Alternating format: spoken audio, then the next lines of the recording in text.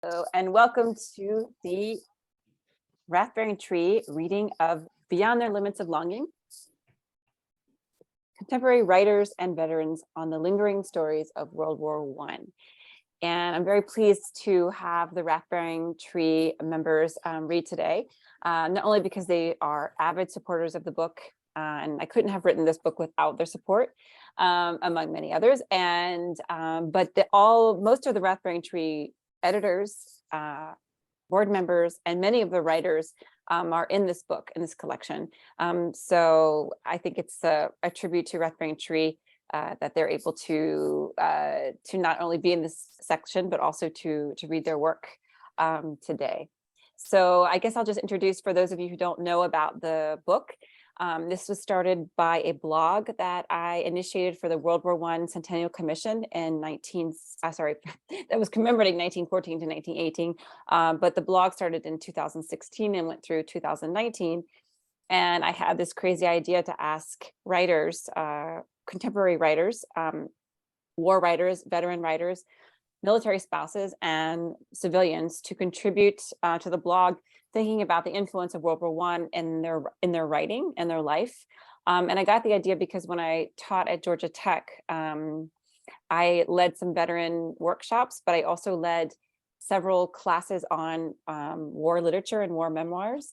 And I had some of the contemporary war writers talk to my class, like Brian Kastner, who's also in this book, who's not here, Seth Brady Tucker, and others. And I noticed a theme that they all talked when they were talking about their own writing on war. They talked about World War I poetry and World War I writing, and expressed the idea that World War I, because of the unprecedented nature of the conflict and the vast majority of the world that was involved in this conflict, which brought on new technology, a new understanding of warfare, that the writing of World War I reflected this unprecedented nature of not just war, but the way that one could talk about it and write about it in one's community.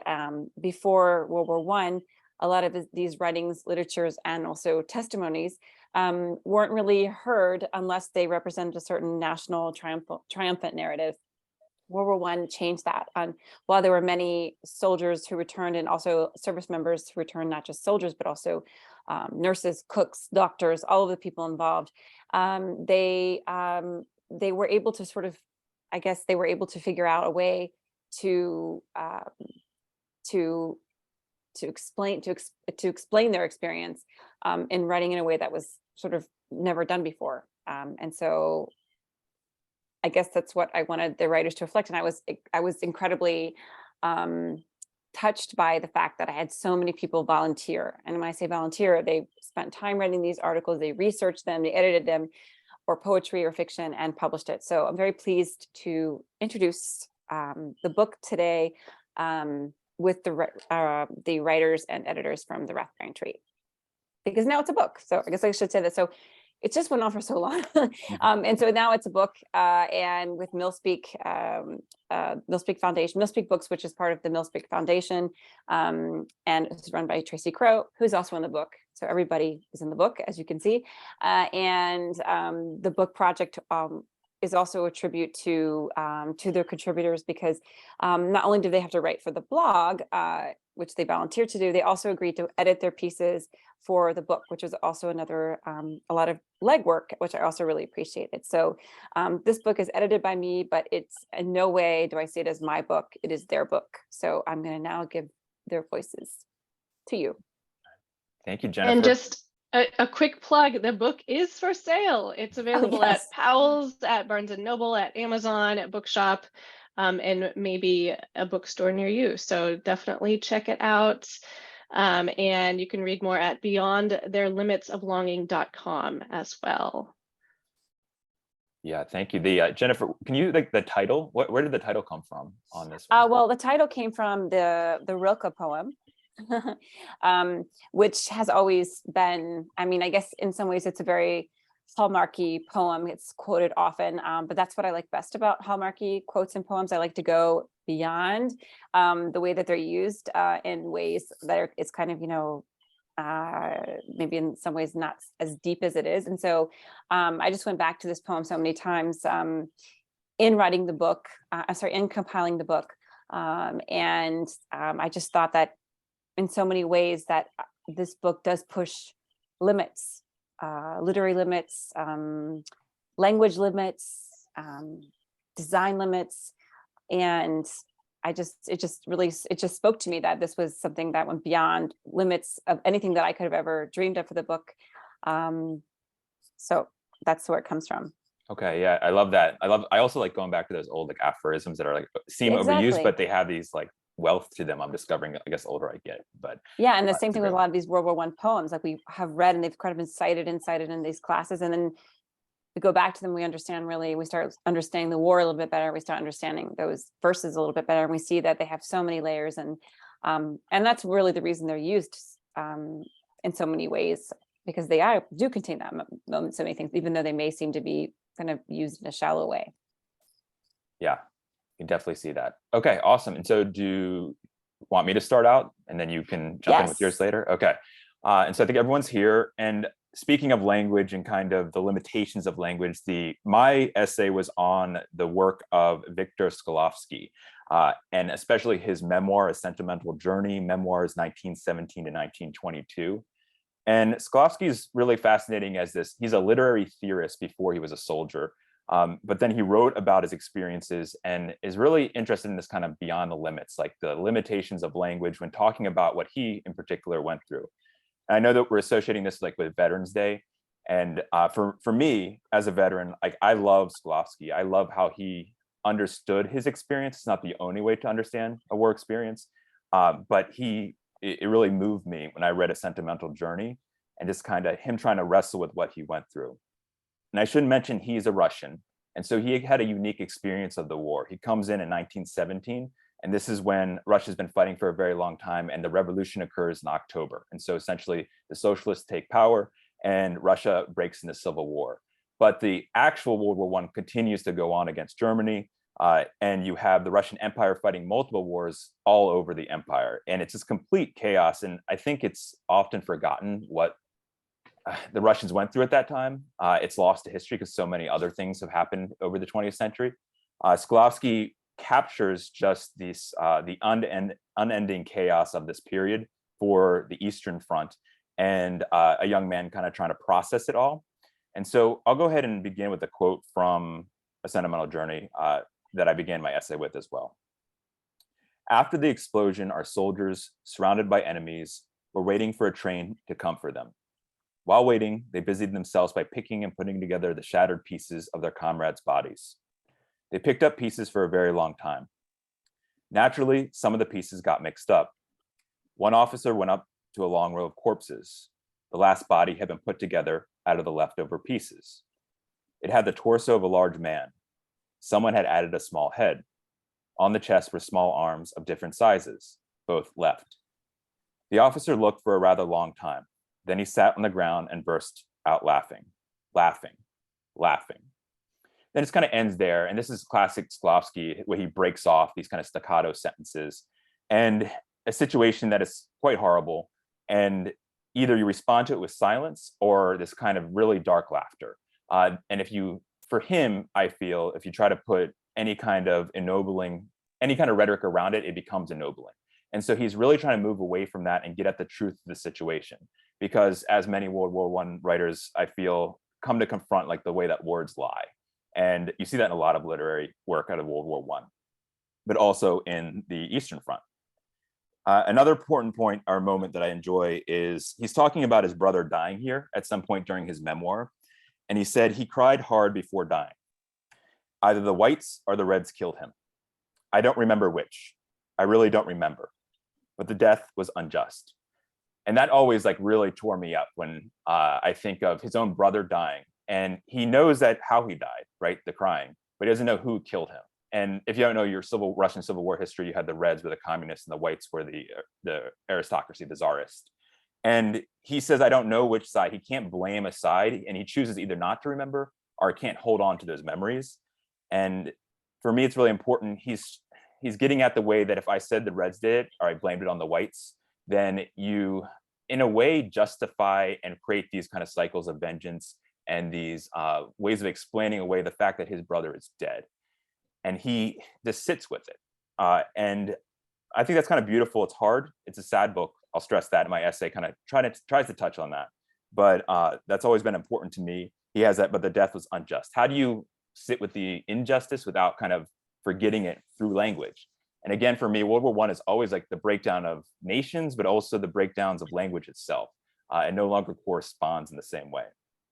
Other reasons I like this memoir a lot, and I talk about this in the essay, is his discussion of the Russian Empire and how it's falling apart, and himself is not as a soldier for his nation, but as an imperial soldier kind of running the colonies after the communist revolution, which doubly makes no sense because the communists should be against this. And so here's another quote.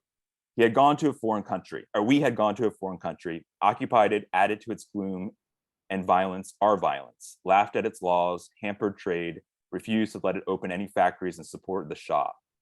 And for this purpose, we kept troops, kept them there even after the revolution. It was imperialism. What's more, Russian imperialism, which is to say, stupid imperialism. And that was a funny line to me because I think it's still very true in some ways. And speaking of being caught up in an imperial effort, and he seems betrayed, especially because he sees himself as a forefront of like the revolution, and now he's part of the old regime.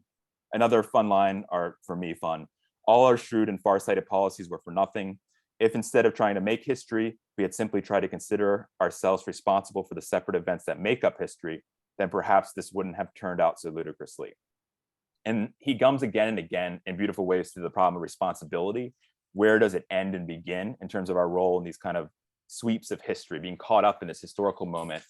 And when you read the book, and hopefully I really want to celebrate Shklovsky, if you read this book, he's just getting pushed from one place to another. There's no control in his life. And he also focuses on the far corners of the empire and says that this is the essence of war. And I find that fascinating because when we think of World War I or II or any wars, we think of units and we think of armies meeting. But he says the real essence of war is over in Persia and these outskirts of the empire. The inner lining of war, its predatory essence, was never so clear than in the crevices of Persia. And I think that's worth reflecting on. I think about it a lot. There's another couple moments to leave off here. He's not all doom and gloom. There's towards the end, he's very funny, and hopefully some of those moments, it captures the humor when it's like a dark humor, but there is humor. But he also, towards the end of the book, he talks about an American ambassador who's running around what is today Iran and northern Iraq, trying to save children. Everyone's killing each other. There's 100 different sides, and they're all killing each other. But yet you have this one ambassador trying to get the kids into his diplomatic immunity, like in his little Surrey. And it's this horribly tragic moment. And Shklovsky's watching it. He's part of the East, the Russians. And he's thinking, I can't write this. I can't write what I'm seeing. It warms my heart. And I can't put this in my book because it would somehow misrepresent everything. But yet he still puts it in there. He says, my heart aches watching Shklovsky, or watching this ambassador try to save these little children. And he has this kind of horrifying line about, we don't count corpses in the East, and you're trying to do something you shouldn't be doing here. And to see like less East versus West, but how kind of history cascades and how the US ambassador over the next 100 years gets kind of swept in to the East in a lot of different ways. And so I'm going on. I wanted to end with one more quote about that he kind of concludes with, and I think about a lot. I don't know if I agree with, but I think it's worth reflecting when we think about getting caught up in history and how we like relate to our time period. Of course, I'm not sorry that I kissed and ate and saw the sun. I'm sorry that no matter how hard I tried to direct events, they went their own way. I'm sorry that I fought in Galicia, that I got mixed up with armored cars in Petersburg, that I fought along the Dnieper. I changed nothing. And now, as I sit by the window and look at the spring, which goes past me without asking what weather it should arrange for tomorrow, which doesn't need my permission, perhaps because I'm not from around here, I'm thinking I should have probably let the revolution go past me in the same way. When you fall like a stone, you don't need to think. When you think, you don't need to fall. I confuse two occupations. The forces moving were external to me. The forces moving others were external to them. I am only a falling stone, a stone that falls and can, at the same time, light a lantern to observe its own course. And I found that enormously powerful. Again, I don't know if I agree fully, but I do like this idea of this book being kind of a lantern that's observing the course of history. It's illuminating something. And I feel that WBT, what we do is along those lines as well. We're caught up in like the torrents of history, but we can illuminate things as we go along. And that's a positive thing and a value and has a lot of meaning for me. And I think about that on Veterans Day. And so that was my essay, or an introduction to it. Oh, Thank you so much, Mike. I just jump in before the next person, just so we can keep maybe this idea. But one of the things in reading so many times all of these essays, one of the themes I also picked up was this idea of things, ideas, institutions, organizations in World War I. In other words, falling into pieces, right? Things are falling into pieces. Things are breaking apart. Bodies are breaking apart, right? Buildings are breaking apart. Art, thoughts are all breaking apart, and the pieces are falling, but the pieces are still here, right? Even though they're destroyed, the pieces are here. And some of them aren't ruins, right? They're still we have a lot of these pieces of intact things, right? And so how do we make these pieces that have fallen apart from the thing that was speak in a new way, because they're there, right? And when you say torrents, I kind of think I somehow have this image when I think about World War I and the aftermath and the way it's expressed, is that it's just this torrent of these pieces, right? This river of pieces, of bodies, of everything. Like, just how are we going to put it back together again, right? And in some ways, we know that it's impossible. So I think it's interesting, in terms of style and rhetoric of Victor Shklovsky, that he's embodying all of those, that idea of pieces, right? And yeah, that sometimes we can't pick them up, but they're still there. We can't put them back together, but they're still there. Definitely. Yeah. And that initial quote, I mean, like, he literally has them putting together pieces, right? And they can only laugh at what they create. Like, and how do you move forward from this in a way that does justice to what happened? And like, you have these pieces, and the ruins, where does it go from here? And the fear of recreating it and just seeing how things, just keep on falling apart in different ways. So yeah, I think that's definitely what I was thinking in the essay when I read his work too. Another thing I wanted to say, maybe we could, I'm jumping in here, but I think it might be interesting to maybe segue to Adrian's reading. And because we are, I have to say, when I was writing this, I started putting this book together several years ago. And every time I came to it and was rewriting the introduction, I felt so sad. I had to rewrite so the first time I read the introduction, I was like, oh, China's becoming a superpower, and then we're dictators are taking over. There's gender repression. I would write that, and I was like, oh, but at least we don't have a pandemic. At least we don't have. And then 3 months later, after write, I'm like, oh my God, like, oh, we're in a pandemic. I'm like, well, at least there's no war in Europe, right? Like, war in Europe, we kind of now we have war in Europe. So talking about pieces, those pieces are still there, and they're still active, right? And they're not going away. So maybe with that, we could segue into Adrian's piece on the Brest-Litovsk Treaty. It's a mouthful, isn't it? Yeah. So my piece is called Brest-Litovsk, Eastern Europe's Forgotten Father. And it was conceived in part when Jennifer, when you started the project, the sort of the Centennial Project. And I'd been walking around thinking, and I've been walking around in Ukraine for a while thinking about Kyiv and its relationship to World War II. And the funny thing about World War II is, a lot of people will mention, is that, World War II in many ways is a continuation of World War I, explicitly for many of the combatants and the people who were most responsible for beginning World War II, Hitler and Stalin, but implicitly for a lot of other people. And so I was walking around thinking about World War II because I'd been conditioned to, I think most Americans are conditioned to think a lot more about World War II than World War I, both because there's a lot more media about it in various forms, but also because it's a much more satisfying story, in the sense of, and understand who the bad guy is and why, for a lot of reasons.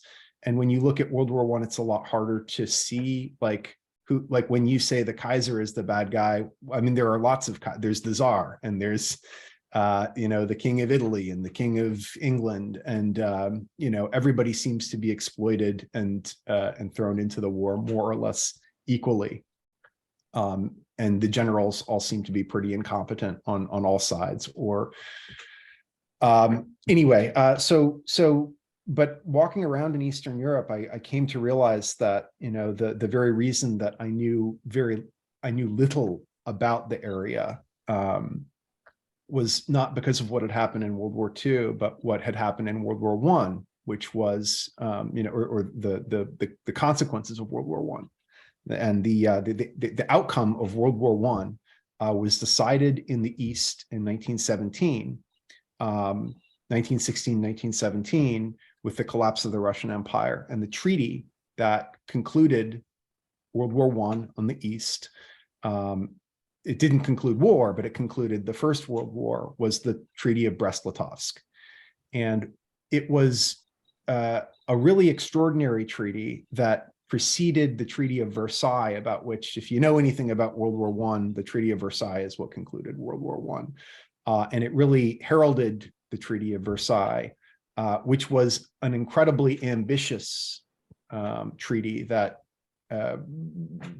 is connected directly to the outbreak of World War II. Most people agree with this, that the sort of really harsh terms that the French imposed upon the Germans, increased the odds of Germany rearming and going back into World War II along the lines that it did. Whereas, but it was seen as sort of almost unprecedented in terms of its harshness, the way that the West subjected Germany to reparations and all of these various things. But it actually mirrored the Treaty of Brest-Litovsk, which was an incredibly harsh, the Germans, the Imperial Germans imposed these incredibly harsh terms on Lenin's Russia. It's difficult even to say that it was Russia. It was the sort of the beginning of the USSR. Which lost a third of its territory to Germany, which had to pay reparations. And so the treaty ended up being very consequential. And it also, in addition to being consequential in that it gave birth to the very treaty that ended up punishing Germany, it was consequential because it helped presage these sort of ideas of places that had that were open for ethnic self-determination. So at the same time that Germany was conquering these places and saying these places now belong to Germany, Poland belongs to Germany, Galicia belongs to Germany, the people in those places, because Russia, the empire of Russia had collapsed and there were lots of people in the empire that didn't want to be a part of it, they started independence movements. And those independence movements overlapped with the conclusion of the Treaty of Brest-Litovsk, the civil war that contorted the USSR, and the countries that you get to see come out of them are countries like Finland and Ukraine and Belarus and the Baltic states, Lithuania, Latvia, and Estonia, and Poland. And that's just really interesting if we're talking about, identity and the way in which World War I, fractured identity. It fractured identity in some ways, and it also left room for identity to grow in other ways. And it was a calamity, and it was it changed the world in many different ways. Most of those ways were inconceivably bad, and we know all of those ways, the deaths, but it also created space for new ideas to flourish, or old ideas to reemerge. I don't mean to say that Ukraine or Belarus or Finland were new ideas as nations. They weren't. These were people that didn't just decide to become a country on their own because they wanted a country on their own. They wanted to be organized in a way that everybody else was being organized, based on language, based on culture. And some people got it, earlier and were able to hang on to it, and other people are still fighting for it, like the Belarusians and the Ukrainians. But this is an essay to sort of bring my introduction to a close. I think it's an essay that looks at that treaty and at the places that treaty affected, mostly Eastern Europe and Central Europe. And I encourage people to read the essay. I also encourage people to go far beyond my essay, because I'm not a historian. I'm a writer and a journalist, I guess you could say.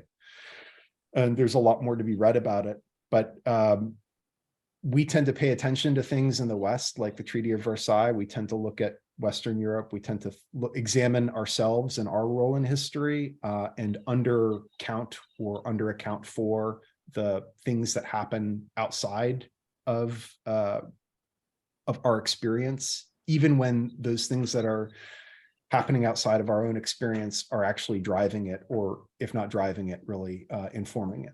So thank you, Jennifer, for the opportunity to write it. Thank you for editing it at the time. And then again, helping edit it for the book. And it's a real privilege to be a part of it. I'm really proud of it. And I encourage folks to buy it. And I might just say one of the things I like about your essay is you do include a lot of history, but you also include a lot of artists. You start talking about Nijinsky, which I think is a really interesting point, because right, Nijinsky is this icon, right, of the beginning of World War I. Can you just talk a little bit about Nijinsky, a little bit, what you say about him and his life here? Yeah, so maybe it's best to read directly from it. Let me just flip back to the essay. You mentioned films by Wes Anderson. I mean, you have this incredible breadth of, you talk about history, but you also are talking a lot about culture as well and writing. So Nijinsky, yeah, the essay is surprisingly, perhaps even suspiciously wide roaming for such a short essay. Yeah. What we do. So Nijinsky, who was widely accounted to be one of the best, if not the best, ballet dancers of the 20th century. And I don't remember if I think he may have been born in the late 19th century. He's one of these people who, when we're talking about identity and the way that identity changes, he was born, I think he was born, I want to say he was born in Kyiv to like a Polish mother and a Russian father. Never I thought of himself as Russian, apparently. I might be messing that up. I'm not looking at Wikipedia right now, but it wasn't his identity as Russian or Polish or Ukrainian was not active for him in the way that it's active for people today, for better and for worse. Like, it was very common for people to be mixed up and mashed up in those ways. And it didn't tie you down in the way that it did in World War II, where people would say, what is your nationality? And that would mean, what is your ethnicity? And that was very consequential, especially if you were in, parts of Nazi Germany before or during the war. And then in the USSR after the war, actually, the USSR would use what people said, what people told the Nazis as their evidence of ethnicity. So if you were Polish and you told the Nazis that you were German because you wanted to get out of the Holocaust, when the USSR was coming through Poland, they took that card and they looked at it, and if you were saying, hey, I'm Polish, my family's been here for a long time, I speak Polish, I'm not German, they would look at the card and say, no, you're German, we're kicking all the Germans out of Poland. So these things had huge consequences. But the little, I'll read my paragraph about Nijinsky. Yeah. There's an apocryphal story about Nijinsky as an old man. Having apparently lost the power to speak Russian during World War II, he encountered Russian soldiers in a post-war Vienna dancing and playing folk instruments. He joined them and astounded them with his dancing prowess, then settled down to drink with them in carouse, regaining his ability to speak. I like this story very much because of what it says about what's important to people, or at least what's important to the type of person Nijinsky was, a cosmopolitan person with cosmopolitan values.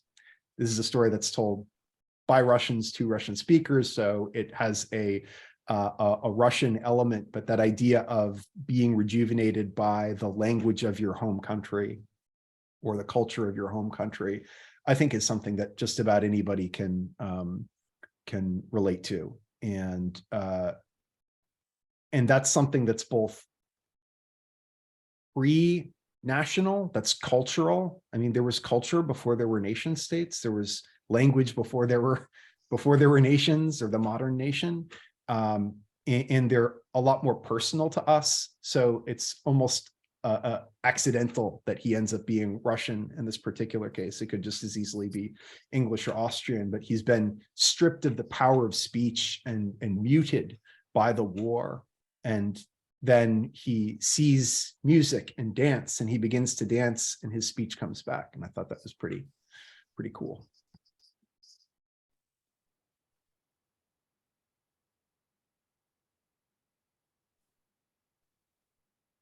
Oh, sorry. I said putting those pieces back together in a different way, it seemed. Yeah, and the role of language again coming up, And I totally, muteness. I jumped in and messed up the whole order of everything. So where are we supposed to be? I think so. We'll have Amalia. You want to go ahead and read next? Or are we ready to talk some poetry? And then Andrea, and then we'll conclude with Jennifer's piece. Does that work? Mm-hmm. Andrea said, sorry, Andrea, you can. Okay. go Yeah. next. Oh, okay, sure. Well, so we had a huge windstorm here across all the upper sort of western states. I saw some of my friends from Montana and Wyoming posting that they lost their internet too. So I don't have internet and I cannot print out my piece. But I did want to talk about some of the ideas that I think are important about the book and some of the pieces in it. And I always come back to Siegfried Sassoon's kind of puzzlement over why he was there in World War I. And he has this amazing line in his Memoirs of an Infantry Officer, where he says, "We are here because we are here, because we are here, because we are here." And I've always loved that. First of all, I love repetition in literature because I think the meaning of the word here changes each time. We are here because we are here, because we are here, because we are here. And I think it's just a beautiful line. And I think it speaks to what Adrian was saying about control and about the idea of ennobling, and also just the why. Like, I think the why of World War I is very applicable to the why of the global wars on terror, and especially Iraq, and why we did some of the things we did. So instead of reading my own piece, because I cannot print it out because my printer is connected to the internet and we have no internet, I am going to read a short excerpt from W.H. Auden's The Orators, which was actually written in the interwar years. It was written in 1932. My copy, and I'm very proud of this, is from 1934. It says, "From Whitney, 1934. And I actually had to cut all the pages open by hand because they were not cut by the publisher. And so I got the book on a discount. So I'll make this very short, but this is from book 1, The Initiates. And I think this book is absolutely fascinating. It's just a very intelligent take on what was happening between World War I and World War II. And of course, Auden didn't know that we were going to have World War II, but he, I think, intuited it in an intelligent way. He went to Iceland and saw Nazi soldiers there. And so this book, written in 1932, is quite, I think, quite lovely and weird. It's very weird. And so it starts with the initiates.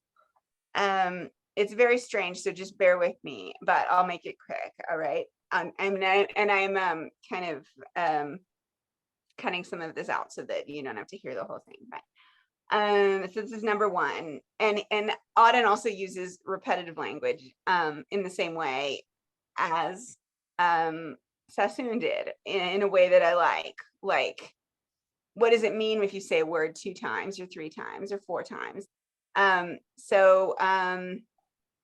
Yeah, and it's very much about the why. Like, why are we here? Why is this happening? Which I think is applicable to both World War I and especially the war in Iraq. So, but also he's very darkly funny and very, very smart. So I'll read this quickly. Address for a Prize Day. This is my copy from 1934. Well, 1932, I guess. And then it got signed in 1934. So I love that. Address for a Prize Day. Commemoration. Commemoration. What does it mean? What does it mean? Not what does it mean to them there then, what does it mean to us here now? It's a facer, isn't it, boys? But we've all got to answer it. What were the dead like? What sort of people are we living with now? Why are we here? What are we going to do? Let's try putting it in another way. Imagine to yourselves a picked body of angels, all qualified experts on the human heart, a divine commission arriving suddenly one day at Dover. And then whenever inch of the ground they have carefully been over, every house inspected, they return to the Capitol again to compare notes, to collaborate in a complete report, which made, they depart as quietly as they came. Beauty of the scenery apart, would you not feel some anxiety as to the contents of that report? Do you consider their statistics as to the average number of lost persons to the acre to be a cause for self-congratulation? Take a look around this hall, for instance. What do you think? What do you think about England, this country of ours where nobody is well? All of you must have found out what a great help it is before starting on a job of work to have some sort of scheme or plan in your mind beforehand. Some of the senior boys, I expect, will have heard of the great Italian poet Dante, who wrote that very difficult but wonderful poem, The Divine Comedy. In the second book of this poem, which describes Dante's visit to purgatory, the sinners are divided into three main groups. Those who have been guilty in their life of excessive love toward themselves or their neighbors, those guilty of defective love towards God, and those guilty of perverted love. Now this afternoon, I want, if I may, to take these three divisions of his and apply them to ourselves. In this way, I hope you will be able to better understand what I am driving at.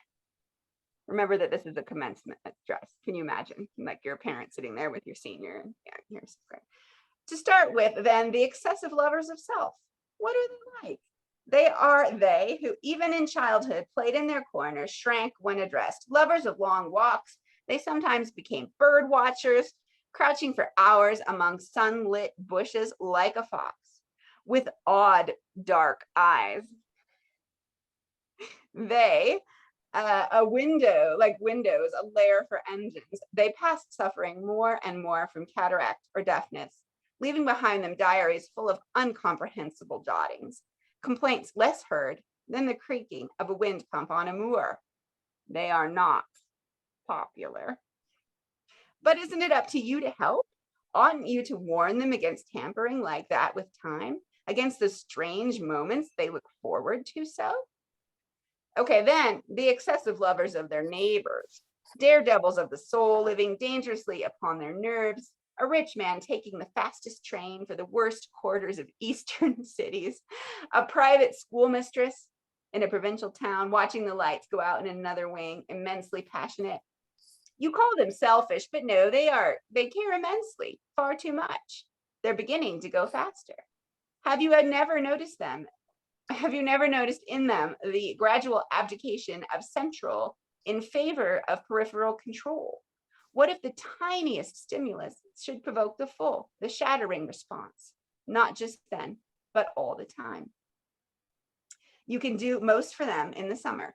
They need love. Next, the defective lovers. Systems run to a standstill, or like those ship cranes along Clyde which have done nothing all year. Last and worst, the perverted lovers. So convincing at first, so little apparent cause for anxiety, a slight proneness to influenza, perhaps a fear of cows, traits easily misunderstood or dismissed. Have a good look at the people you know, at the boy sitting next to you at this moment, at that chum of yours in the lower school. Think of your holidays, your father, or the girl you met at the dance. Is he one? Was she one? Yes, they are charming, but they've lost their nerve. Pray God, boys, you may not have to see them, as they will not be so very long from now. What have you been up to, you'd think? What did you ask for them to be given that? Faces in suffering, so ugly, they inspire feelings only of disgust. Their voice toneless, they stoop. Their gait like a wooden galvanized doll, so that one involuntarily exclaims on meeting, "You really oughtn't out to be in weather like this." Who have done this? There must be several here. Yes, I can see some already. There you sit, whose smooth, sick pillows, devoted as lice, yet have no daydreams, wince at no curse, are never ill, put kindness, words, and sleekness in. You going to have friends, you're going to have children, you're going to be like this forever, all the time. More terrible than the bursting of the bolted door or the exhausting adverse wind of dreams.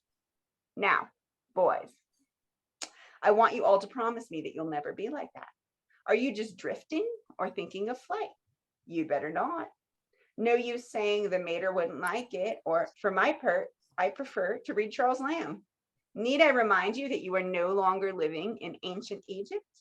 Time's getting on and I must hurry or I shall miss my train. You've got some pretty stiff changes to make. We simply can't afford any passengers or scrimshankers. I should like to see you make a beginning before I go. Now, here.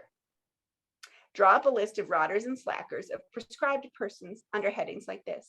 Committees for municipal or racial improvement, the headmaster. Disbelievers in the occult, the school chaplain. The bogusly cheerful, the game master. The really disgusted, the teacher of modern languages. All these have got to die without issue. Unless my memory fails me, there's a stoke hole under the floor of this hall, the black hole, we called it in my day. New boys were always put in it. Ah, I see I am right. Well, look to it.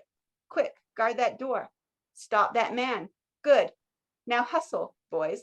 Hustle them. Ready, steady, go.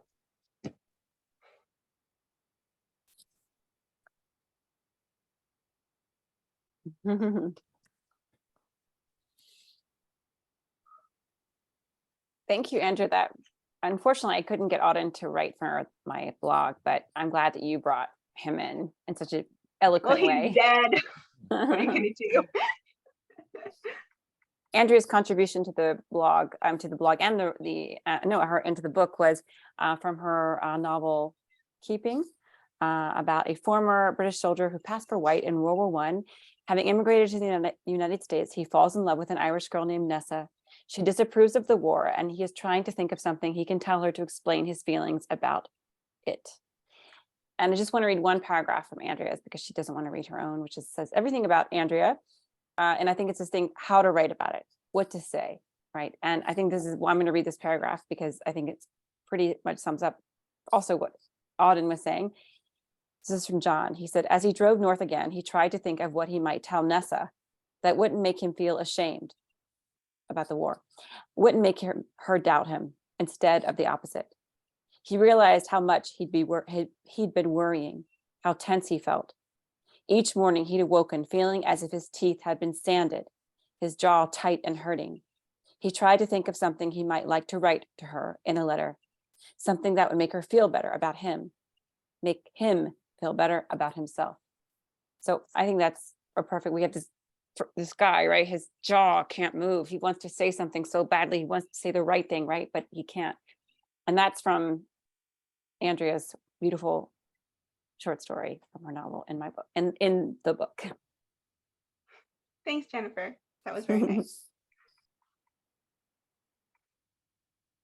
And now we have original poetry. So that was original fiction. We have original poetry from Amalia Flynn, who has written this absolutely gorgeous poems for the centennial.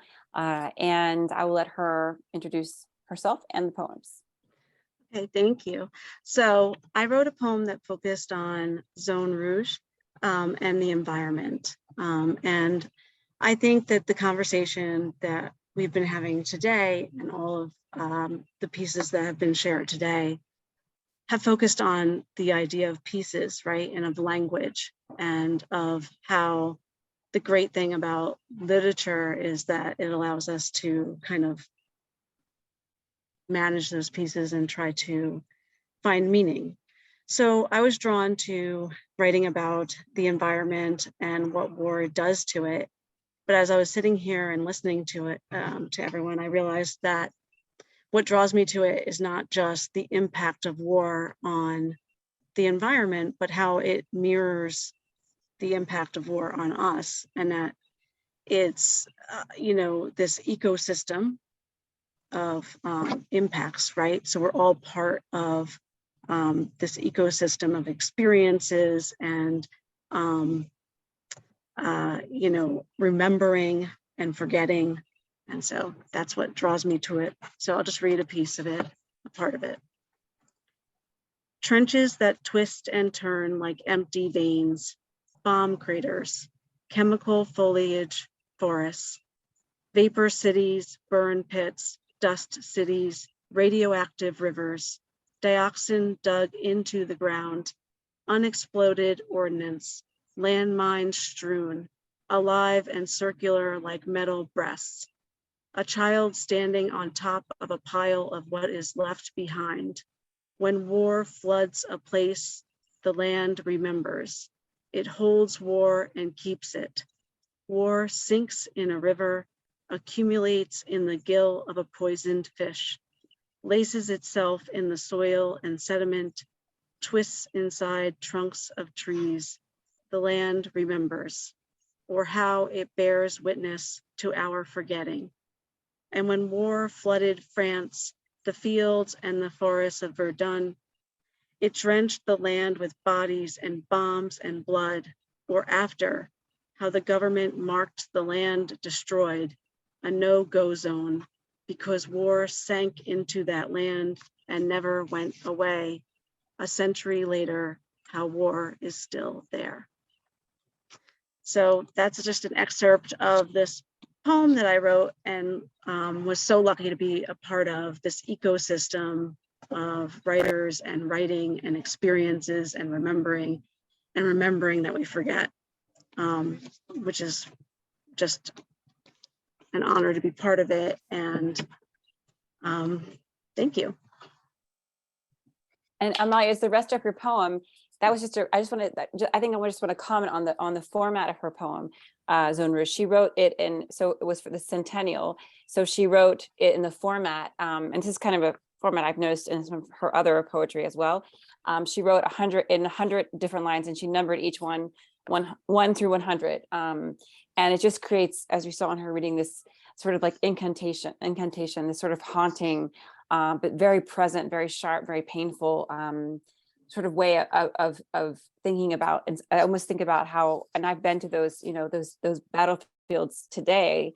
And I mean, you go and you first think that's the way the land naturally was. It was just these naturally little hills, but no, you understand that it was created by all the craters that are still very visible today. So it's kind of like, right, she is kind of going over the hills, right? And this in this bucolic way, but the way she writes, it's very haunting. It's very present. So this is just going to show you several pages up to 100. Amazing. Thank you.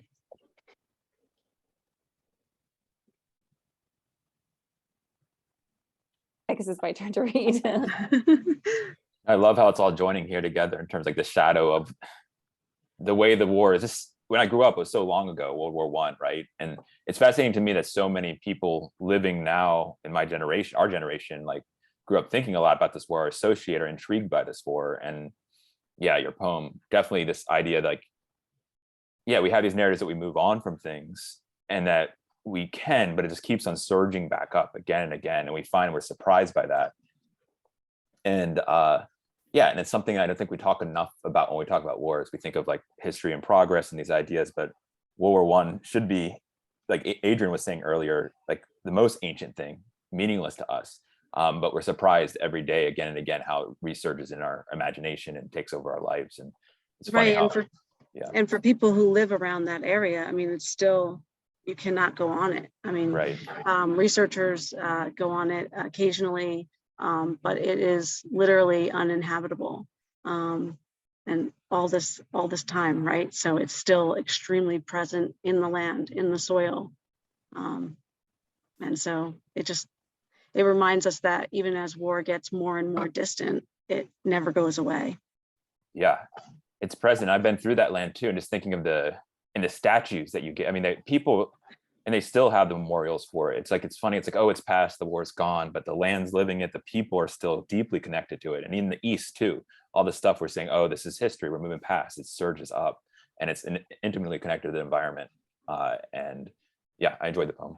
Thanks for sharing that. So Jennifer, you're going to share with Okay, us well, your work? now I understand why Andrea didn't want to read. It's hard to read. Because well, I have an essay in this collection as well on Albert Camus. So I like Adrian, have always been very focused on World War II. I have family members who were very affected by World War II and also talked a lot about it. And I live in Europe, so I've always been attuned to World War II, going around looking for traces and signs and the way it comes up. And I was lucky enough to get acquainted with World War I when I was living in Paris many years ago. A professor from my undergraduate institution, Mark Facknitz, asked me to be a TA on his class on World War I. And he took the students to the sites. They read poems and books and were writing about it. Very similar to what you all have done. So that's in some ways, that's how I saw that what I saw the students do in the World War I class with the undergraduates was something that I thought people could do also, maybe not going to the sites, but also writing on this war, writing on this memory, this land in some way. And I did my doctoral dissertation partly on Albert Camus. And of course, it was very focused on his World War II experience as a resistance member of the resistance and founder of this, one of the most important resistance underground editor of one of the most popular resistance papers, Combat. And so, but as I started to do more research about Albert Camus, I realized the influence of this memory of his father, which is basically a non-existent memory, because his father was killed when he was around almost 2 years old in France, except that Albert Camus didn't live in France. He lived in Algeria, which was then French colonial Algeria. And his father had never, many of his family members had never even been to France. It was just, it was the motherland. They had never been there. They never thought about it. But once this war came, France relied a lot on its colonies, and also in World War II, to have its soldiers from the colonies, not just French soldiers, but also the people that are originally from that area, come and fight. And so his father went off to fight for France, this idea, which always remained for him very, very, very sort of elusive. But it became less and less elusive as he got older and started getting involved in politics. And eventually went to into World War II, into France and World War II himself. And his last book that he wrote was called The First Man. It's kind of like an autobiography about his father, and his father who was killed in World War I that he never knew. And the interesting thing about this, and tragic, is that Camus was killed in a car accident when he was 46 years old. And what did they find in his bag was the manuscript for this book. So it was published after his death, and it's kind of, I think it's interesting to think about. It's the trace that we never really talked about or heard about during Camus' life, but it's the thing that he carried with him right to his death. He had it with him when he died. So I'll just read a little bit from my book, just about the essay is called Lucien and Albert Camus, World War I father, World War II resistance son. So Albert Camus' mother, Catherine Hélène Sentès, occupies a central role in the French writer's life and work. Much less has been known about his father, Lucien Auguste Camus, until Camus' untimely death in 1960 at 46 years old. Found among the wreckage of the car accident that killed him was his unfinished novel, The First Man, which tells the story of a man's pilgrimage to discover himself through family and cultural history. While fictional, the book draws on Camus' autobiography, his poor Algerian childhood, his eternal feeling of estrangement from France, and a quest to know more about the father he never met, Lucien. Lucien Camus, who had spent his entire life in Algeria, was injured at the Battle of the Marne in the early months of World War I and died in France on October 11, 2014, in a hospital in Saint-Brieuc, which is near Brittany. In his notebooks, Camus perhaps mused about running The First Man when he declared, "The work is a confession. I need to testify." Through the imagination of the narrator character of the son, Jacques Cormery, The First Man bears witness to the terrible butchery of World War I that takes the life of the father character in the book, who he names Henri Cormery. The second chapter begins as Jack travels to his father's grave in Brittany. Jack recalls that the St. Brick Hospital sent his mother, Lucy Cormery, the piece of shell that wounded his head, along with his father's last works. This is actually real. That's how they discovered Camus' father's death. It was basically sent a piece of the shell that wounded him. So the piece of shell that had torn open his father's head was kept in a small cookie jar behind the same towels from the same dresser, with the cards written from the front, whose words he could recite by heart in their dryness and brevity. "My dear Lucy, I am well. We are changing quarters tomorrow. Take care of the children. I love you. Your husband." And so those were his last words that Camus said he could recite from heart. And so those are just the very, very few words he has of his father. The pieces he has of his father are these words, right? And this piece of shell. And then he goes about in the book trying to reconstruct this, right? And it's typically Camus. It's very philosophical, but in some ways he understands that he understood that he can't actually. It's almost an impossible task. But yet in a very Sisyphean way, right? He must do it, right? And he must. Well, find and out. he was killed in the car accident driving to visit his mistress. He had other things. I'm not trying to be going on as salacious, well. but that's how he died.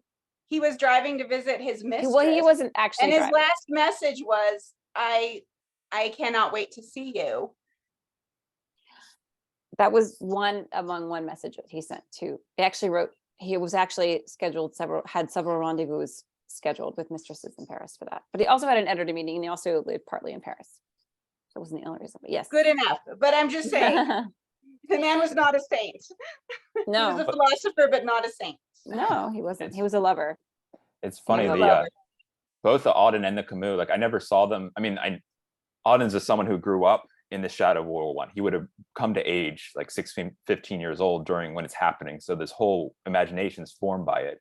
And Camus, I mean, yeah, I've never reflected on his father, like just the impact of that on everything he writes, having his father die at that age and then kind of holding that. And it's like a plug for WBT a little bit. I just love looking at, we think we have the Sassoons, right? We have the Robert Graves, and we have these kind of direct narratives. But the way it echoes through other people's lives, families' lives, it just fascinates me. And you can see it play out in your book, that you put together, Jennifer, and then your essay as well. And it's what WBT also tries to do, I feel, kind of look at those unique angles. But yeah, thank you again for letting us participate in your book, and everyone should get out and buy it. Lauren, you want to add anything in? Any thoughts? I apologize. I had to duck out to go deal with a very messy toddler meal, but I was listening and I learned a lot. And one of the things I love about Rathbury Tree, and one of the things I have loved about your blog, Jennifer, is just the community that you're building and that we're building here around expanding these conversations about what it means to be impacted by war, personally and societally and environmentally. So I just appreciate how all of the discussion today has kind of fed into those themes as well. Yeah. This is a total non sequitur, but how did Camus have time for mistresses? Oh my gosh, is this? That's just sort of like that blow. He's so prolific as a writer. The writing is so good. He's editing. He's doing all of these things. And he's got mistresses. I Wait, feel but like David James wrote all about Robert Graves. Robert Graves. Yeah. Robert Graves had like 9 children, right? And he wrote like something. How many books did he publish in his lifetime? Like how many novels? Like 50, 60 novels. And what's one of the things? Sleep? There's just no time. That's why I said Camus was a lover, and all of a sudden he had to love. It was his duty. He said that he had to love. It was his duty to love, and when love called, he had to answer. Very French. James Baldwin was the same way. He's like famous for going out on the town and just partying the night away, and somehow was so prolific and profound. But he accredited that to like living and experiencing things that inspired him. So I don't know, there's some balance there that I certainly haven't found. So if anybody knows the secret, then I'd love to hear it. Well, I think it's also a different time as well, too. I mean, I really can't speak for his personal life, but it was a different time, I think, too. I mean, even with Graves, and that's something we can think about too, and when about war, how war impacts people differently, whether and especially in terms of gender. You know, how does a wife of a World War I veteran deal with, right, the aftermath of war, versus how does someone today, a wife of an Iraq veteran or a veteran of Afghanistan, how are they affected? What are the ways? And those are interesting conversations I think we're trying to have with Rathbury Tree. Yeah, For sure. strange, surprising echoes. And Yeah. Yeah, this book is definitely an awesome step forward there. And again, we appreciate you doing everything, Jennifer, making this happen. And go out there and buy it. If you're listening to this, like, we can where do you buy it? Right, we have Amazon, Barnes and Noble, Powell's, Scuppernong in North Carolina, Booktopia, Bookshop, some other places, Raccoon. Yes, It's many places. everywhere. Everywhere. And it can be in your home too. Yeah, perfect gift for Veterans Day to think about that and the impact of these wars, continued impact of these wars throughout our lives. And yeah, thanks everyone for being here, and check out the issue, the November WBT issue as well, if you have some time, rathbearingtree.com. Thank you. Good night. Good night.